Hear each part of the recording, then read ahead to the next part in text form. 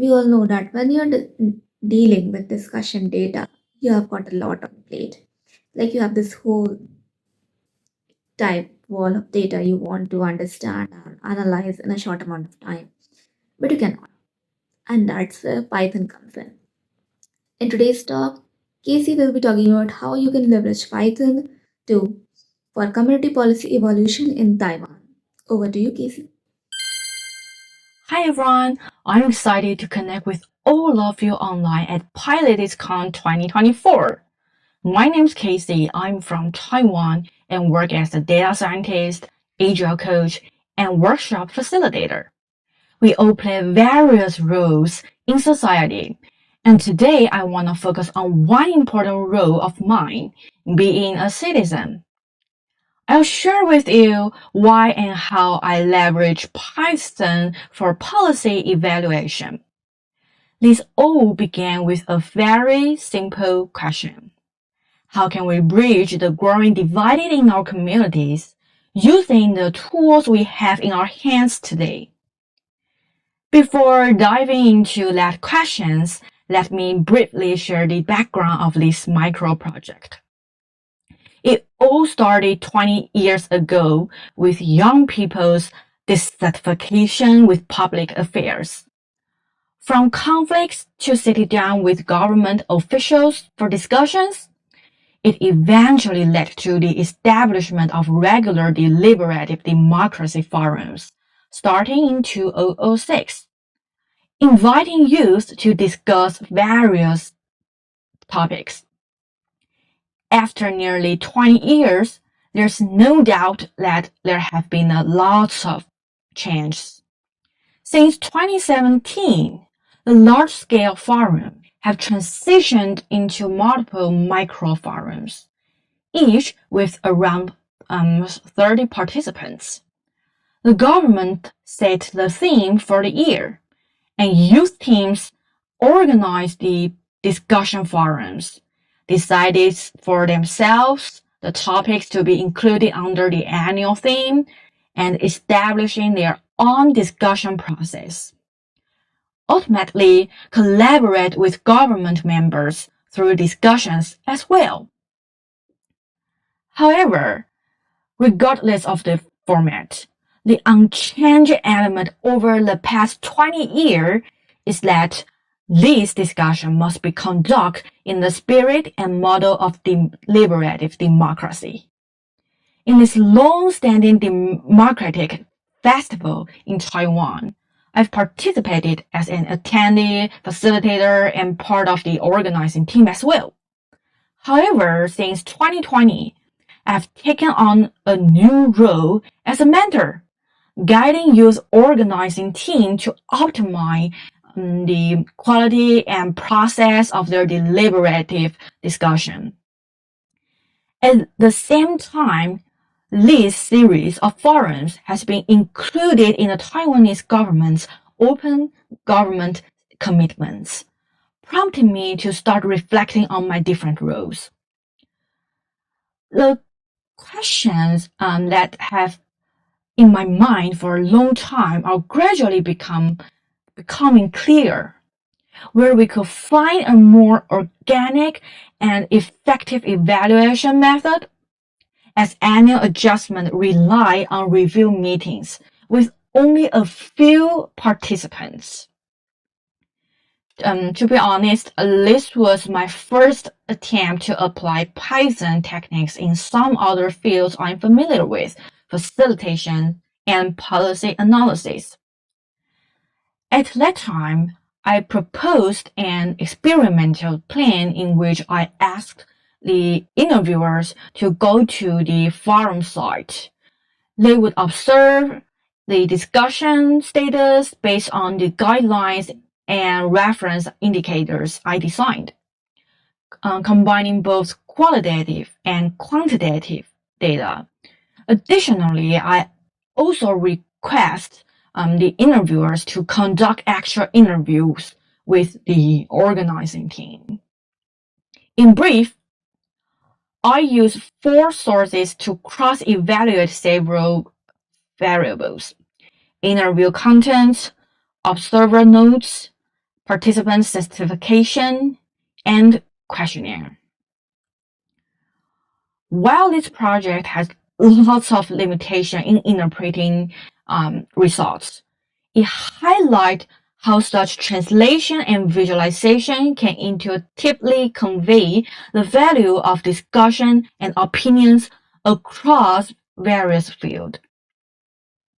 Well, if you are interested, you can check out this process I followed.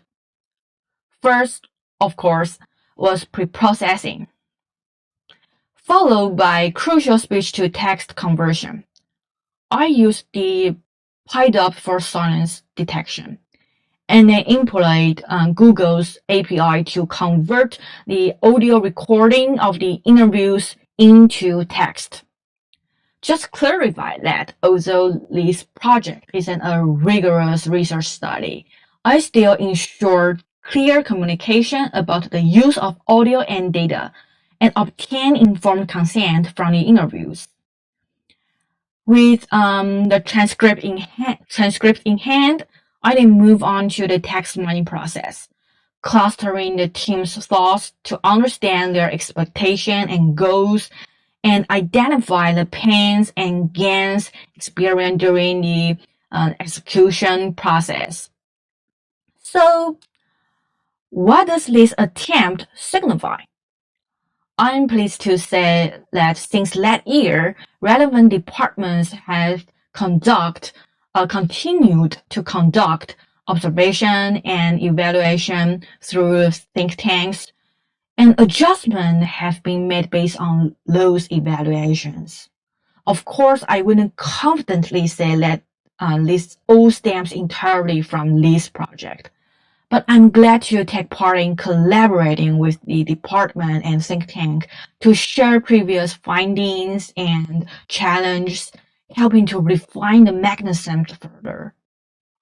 While this may seem like a small change, I resonate with Professor Cass Sunstein's view that conflict can be resolved through communication and deliberation. This urgent point isn't about completely incompatible theories.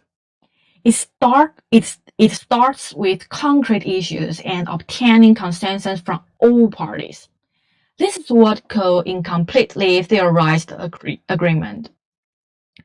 Constructing change from small action, which may seem insignificant, but plant the seeds of trust, allowing them to gradually sprout and thrive. Over the past few years, I've also tried using Python and AI in various forms of facilitation related to policy discussions, aiming to address issues like staff shortage or tight schedule while maintaining quality. However, today I want to share some of my thoughts from this year. This year, two significant events for me occurred. First, I just joined PyLadies Taiwan as a volunteer for a couple of weeks. And second, I discussed the integration of AI and other technologies during an activity for workshop facilitator. This sparked a question in my mind. Can connection and dialogue reduce polarization? And how can we ensure that outcomes of these discussions continue to progress? This is also related to a sense of advocacy, which influences everyone's motivation and willingness to engage in such activities. Practically speaking, beyond evaluating and analyzing the project or conclusion, it's crucial to consider how stakeholders and nonprofits can utilize this information effectively. So, the thing I'm thinking about and trying this year can be divided into two parts. The first is analyzing the data released from the activities, And the second is finding way to lower the barriers for issue advocates to use the data and understand how to apply the conclusions from the deliberative discussion happening across Taiwan to policy initiatives. Those micro-deliberation forums require youth organizing teams to provide participants with discussion materials and conclusion reports, which must also be publicly available. These documents are made available for review and download in PDF format on the official website. So, first, we need to parse the PDFs and convert them into usable text formats. For example, using PyMU PDF. Next, we'll move on to the NLP part, starting with word segmentation. For Mandarin, the commonly used Jeba library is great, but considering the context and language habits here, I'll use another locally developed one. Then conduct topic modeling. There are several different options available.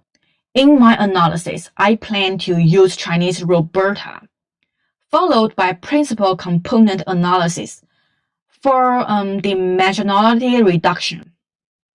After that, I'll use DBScan for clustering and visualize the reduced dimensions with Matplotlib, extracting keywords using TF-IDF.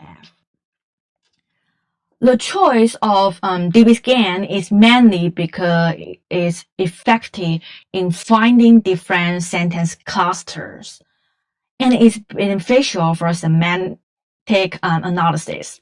However, it can consume more time and computational resources. Meanwhile, using GenSim and LDA has advantages in topic interpretability. To compare which method is more suitable, I will try both. The challenge lies in the fact that those conclusion reports were already reorganized by the facilitators and organizing teams, so they may be too broad, which may impact the interpretation and understanding of the results. Since there is still a final co-creation discussion with the government that hasn't taken place yet, my experimental plan is still in its early stage. And for me, the real key of this plan is how to lower the barrier for issue advocates to utilize the public conclusion reports. So, combining my learning from PyLadies Taiwan, I'm considering using Google Colab for explanations and teaching and integrating with Gemini so that advocates without programming backgrounds can also learn how to analyze the data. In addition, the majority of universities in Taiwan use Google for education, which is one of the reasons I want to use Colab. Moving on this direction, I'm currently balancing the computational resource needed for evaluation and analysis while figuring out how to provide suitable prompts. So you can refer to this outline for Colab. First, I'll cover the basic environment and instructions to help users understand how to use Colab. Next, we'll discuss how to connect with Gemini. However, I also recognize that some users may not fully grasp how to operate it and may find it challenging. Additionally, the majority of general users in Taiwan use ChatGPT. I will also note that users can copy the prompts into ChatGPT and then update the generated results in Colab. Once users understand how to operate it, things will become much simpler. I will divide it into several chapters, handling PDFs, and word segmentation, and topic modeling. Here, I will provide more guidance on integrating Gemini, helping users know how to choose the most suitable methods for them. Next, I'll cover dimensionality reduction, visualization, and keyword extraction. Well, the sections will be broken down according to the actual steps involved, including my method, any necessary pre-installation content, and corresponding prompt guidelines. The core of this micro project is very, very simple. It's essentially about the data processing and text mining that many data scientists do daily. This project is still in the early stage, so just on pre-processing data. This person, Albert Camus, who once said, "Each generation does less feel called upon to reform the world. Mine knows that it will not reform it, but its task is perhaps even greater. It consists in preventing the world from destroying itself." For me, PyLady is a community where we experience support and empowerment. I hope to extend Python's reach and our community's resilience through this platform, empowering more citizens and issue advocates.